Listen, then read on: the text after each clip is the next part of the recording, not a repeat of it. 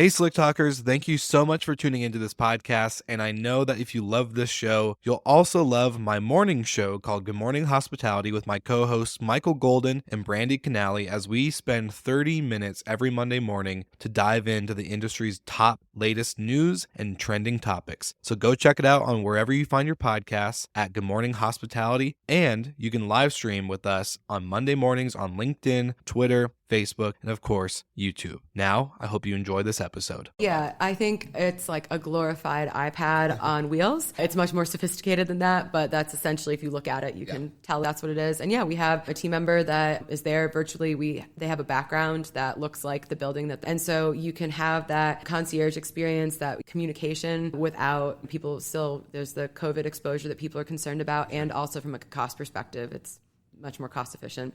And they can switch between buildings. So if it's a slow day in New Orleans, there could be someone who pops around from the Brandy wine to Factors Row, and you have coverage everywhere.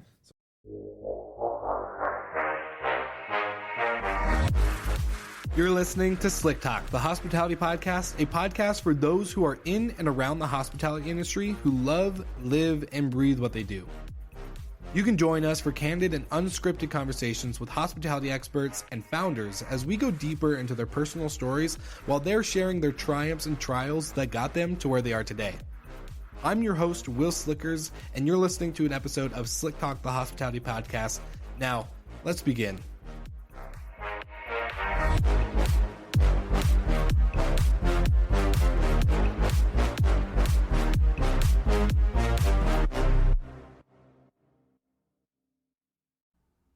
In hotels and vacation rentals, the top complaints or issues are noise, garbage, and parking. I may not be able to solve all of your parking and garbage problems, but I could definitely help with your noise problems. And that actually might just help your garbage and parking problems too. So NoiseAware is the only 100% privacy-safe noise monitoring solution that property managers and owners can use in order to ensure they avoid parties and other issues happening at their property. You won't get notified when a plate breaks, but if you have a little quiet get-together that kind of gets out of hand, like this, then NoiseAware will give you the peace of mind to ensure that you and your property, and of course, your profits, are protected. So use my code SlickTalk20 to get 20% off of all noise monitoring devices and focus on the other important things that help you run your business. Now, thank you for checking out Slick Talk, the hospitality podcast. Get back to the episode, and don't forget to check out NoiseAware while you're listening.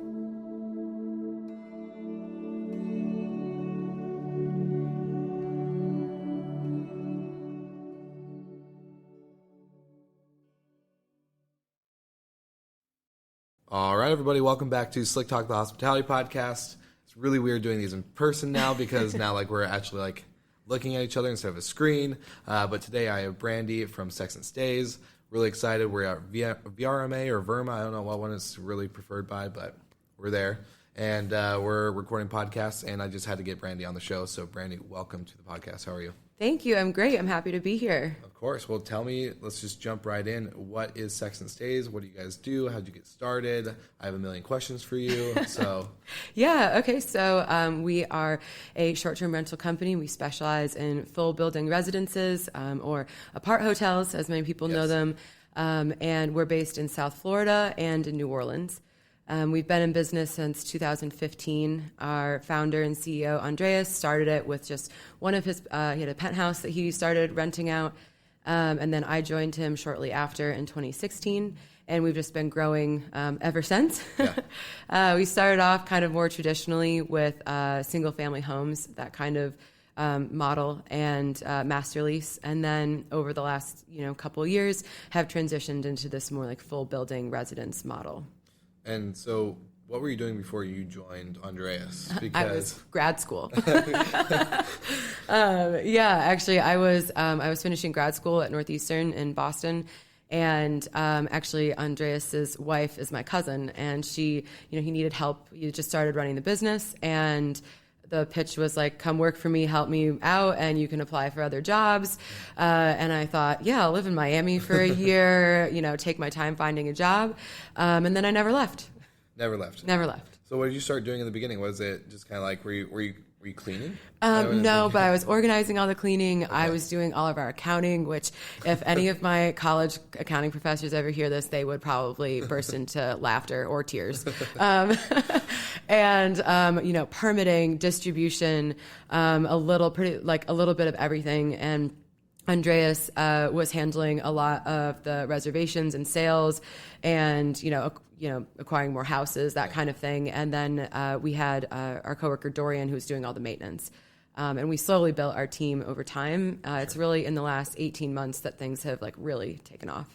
What's made you stay in the industry? It sounds so corny, but I love it so much. I never thought that vacation rentals would be like my sweet spot, but I genuinely love going to work every day, and I'm just so proud of what we've built, and to see that kind of happen over the last couple of years, and to have a clear roadmap of where we're going, that just feels really good to be a part of. For sure. And you guys have done, it's pretty impressive from seeing the brand, the type of inventory you guys have. One is amazing. If anyone's listening, you have to watch the show Netflix, or not the show Netflix, the show on Netflix. Is it the most amazing? It's the world's most amazing vacation rentals, and it's the Boats and Floats episode. The Arc Up 75 is on there. Unfortunately, someone bought it shortly thereafter. But we are they're building a fleet of smaller ones that we're looking to kind of create an overwater villa experience in Miami. Wow. So that's in the future. But if you look closely, you'll see me have a cameo as the private chef, which was fun. Yeah. So I was going to say, now you guys are big and famous with Netflix, and you got signing deals coming out your way. But I'm really what's really impressed me with the brand is not only you guys go all in. You don't do any half-ass, and excuse my language for anyone who hasn't heard me curse on the podcast, but you guys never done anything half-ass. You've gone to the extreme, even having a robot, concierge. So then I heard about when was it a hurricane? Yeah, Hurricane Ida. You drove from Miami all the way to New Orleans to take care of your team. Yeah. And everything going on there. Yeah, and that's one of the things we hire and fire based on our core values, and we really try to live all of them every day, especially with the leadership team. That's how you get buy-in from the rest of your team. And so when Ida hit, they didn't have any supplies really because there's no power. So myself and our head of operations, Tiffany, we just in the middle of a Tuesday packed up the cars, drove, stopped in Tallahassee, went the rest of the way the next day. That's the third time I've done that round trip. I said the last time was the last time, but I'm hoping this time was the last time. The Panhandle is very boring to drive through. I can only imagine. Yeah. But again, just goes into you guys go full in, all out. Tell me about the, return on that, because when you're doing it properly like that, I think there's something really that speaks volumes on how your guests are, how the revenue is, how the growth is. Obviously, you guys are scaling, having 2 destinations and 2 markets. Kind of tell us, what does that look like from just the overall business perspective? Sure. So on kind of the employee side, it just loyalty and good quality work from the people that we employ. And, I think our team members feel really taken care of. And so we had a whole team that stayed in New Orleans when there was no power, and, really worked together to turn all those units. We had big, first responder and corporate deals that were taking them even without power. So, wow. Because of the way that we treat our team and the quality of the people that we hire, we were able to accomplish all of that.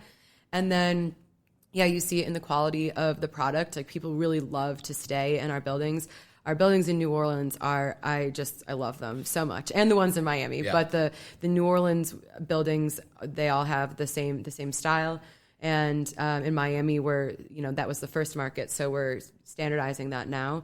But I think you see, we do well even in our slow season, which is the summer months in both markets, and so being able to accommodate different types of guests, whether it's short term, if they're midterm, that's actually been a sweet spot for us. I think our product really appeals to a lot of different people. Is that due to COVID for the midterm, do you think? Yeah. With, remote work? There's that component, and I was kind of thinking that was just anecdotal, but then, I mean, that's a real business model now that we have. And you also see people, and it's especially true in Miami, like someone's redoing their home, or they're moving either to or from Miami and they just need a place for a little bit, or someone's getting divorced. That's the reality. People come for medical care in both cities and will stay for, a couple weeks, a month, whatever it is.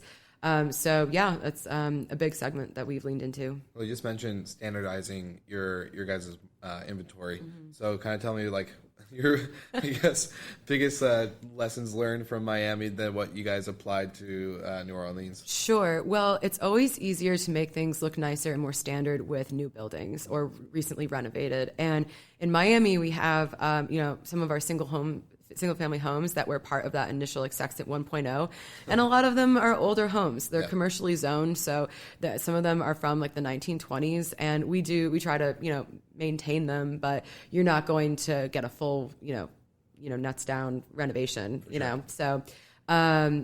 That can be challenging. So it's kind of bringing your furniture up to standard, having paint colors that are consistent, and try to create that brand standard. One of the things that has been most essential for standardization has been lock systems. And so that's a big initiative that we went through. And we have all different types of doors, and I'm sure anyone who's listening to this has gone through that struggle. So, but like keyless entry, the same system across the whole portfolio, like that standardization is even more important than like, what furniture do you have in the house? Yeah. Oh, trust me, I had a door that I was working on not too long ago. Yeah. I hate it. So, but wow. So okay. Now, I want to get into the robot really quick. Yes, because absolutely. I saw that on, I think it was Instagram, Facebook. I saw all over Oh, the place. How does this work? So it's a virtual concierge, but it's not virtual because it's a real human inside of a screen robot. Yeah, I think it's like a glorified iPad on wheels. It's much more sophisticated than that, but that's essentially, if you look at it, you can tell that that's what it is. And yeah, we have a team member that is there virtually. They have a background that looks like the building that they're in, and so you can have that concierge experience, that communication without people still, there's the COVID exposure that people are concerned about, and also from a cost perspective, it's much more cost efficient. And they can switch between buildings. So if it's a slow day in New Orleans, there could be someone who pops around from the Brandy wine to Factors Row, and you have coverage everywhere. So you can literally have a job as being a remote concierge. Yes. But being in multiple destinations. Yes. And we're trying to, kind of beef up their role a little bit, give them all the information they would need to know about that city, so they can provide like legitimate concierge services. Yeah. So how is that? So is that like a check-in process? Like I know that with standard locks and stuff, like normally you get like a keypad or it's Bluetooth or whatever. Like. Our check-in is totally self check-in. That's just preferred. But then it's if there's a trouble with check-in, or they got there early, or just sort of whatever kind of little things might pop up. Also, I think that it helps us catch potentially bad reviews before they happen. If someone is upset about something and there's no one down in like the lobby area, they might just storm out or leave a bad review. But this gives us an opportunity to catch them before that happens. So someone just on a screen 24/7 in the lobby? Yeah, pretty much. And it's funny because like the robot, it moves around. And so we've had, people will take videos with them, and I think it's really fun. And it also keeps like a level of security too. And so I think there's still a lot more we can do with it. We're still kind of figuring out all the different idiosyncrasies. But it's a cool, like, once you figure it out, I think I want one. Yeah, I'm going to call you and be like, where do I order? We'll have to charge you a consulting fee. That's fine. I'll pay because it's too cool. Yeah. So when it comes to expectations with the guests, I think we kind of talked about this a little bit yesterday, but like setting that expectation with, preferred self-check-in, all this stuff. How do you guys, like, what's been your, I guess, secret sauce with kind of keeping that upheld, if that makes sense? Yeah, there's certain guests, a lot of the travelers that we get in the urban market are familiar with this model, so I think that helps a lot. Some of the friction is with guests that maybe are used to a more traditional hotel experience, and then a lot of the things we've heard today, some crazy statistic about the number of first-time vacation rental, renters, and so we're obviously seeing some of that. And so we try to be very clear in our listing language, in all the check-in information, just trying to, not bombard them, but make sure that they're constantly seeing that this is self-check-in. We're here if you need us. We're not here if you don't. And just trying to continuously communicate that. For sure. Well, that's really cool. I don't have any top of the mind questions because I know we've been just running around at this conference and getting into it. But I know you guys are doing really good stuff. So I want to give you guys the opportunity, tell us where do you guys, where does anyone find out more about Sextant, what you guys are doing? Sure. And maybe do you have any, actually, you don't have to answer this question, but do you have any, secret, unannounced things that maybe you could drop on the potentially podcast? Those are secret and unannounced. I'm hoping that we'll have good news to share with people soon. We've come out of this, we've grown almost 800% since the last VRMA conference, so there's a lot of, getting kind of adjusting to that. Yeah. It's a lot of growth, but we definitely have some exciting plans for the next year. So you can probably see that soon on our social media, on LinkedIn or Facebook, Sextant Stays or sextantstays.com. And yeah, we're just excited for what the next couple months will hold. Awesome.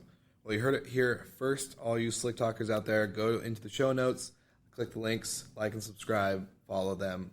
Enjoy the robot. It's super fun. And thank you so much for being on the podcast. Yeah, thank you for having me. Of course.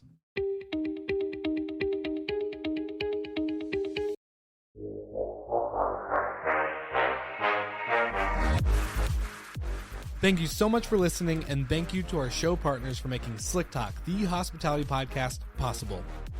We hope you enjoyed the show, and we would love to connect with you outside of the podcast. So you can follow us on all of our social media channels for daily hospitality content, or find us on slicktalkthepodcast.com. And don't forget to rate, review, and subscribe so you never miss an episode. I'm your host, Will Slickers, and we will see you guys all again next week.